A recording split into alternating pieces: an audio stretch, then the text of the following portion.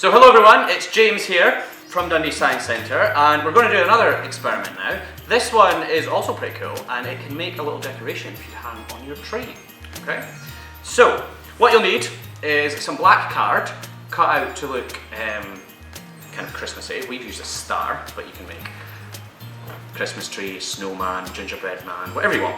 You'll need some water, you'll need a little tray or a plate, something that is kind of deep enough to hold a little bit of water, but it doesn't need to be that big. And you'll also need some clear nail varnish as well, okay?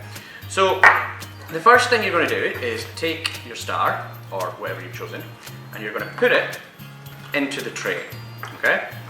Then you're going to take your water and you're going to pour it over the star, just enough so that it covers it, okay? Now, what you might want to do is leave a little corner of whatever decoration you're making out of the water, because you're going to need to pick it up and take it out of the water pretty quickly.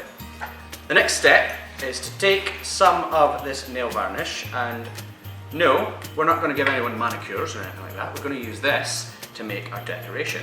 So make sure that the black card is under the water, grab hold of a little corner of it, and then add 1 or 2 drops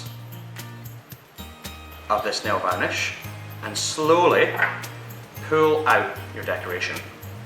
Now, if you look closely, you should be able to see there's a kind of reflective film on this, almost like a kind of oil slick, or a little bit like a rainbow as well.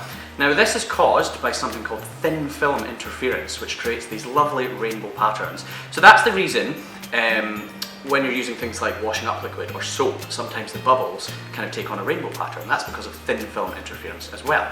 So what you want to do with this is you want to hang it up to dry, and once it's dry, that rainbow pattern will come out nice and clear, and then you can hang it on your tree.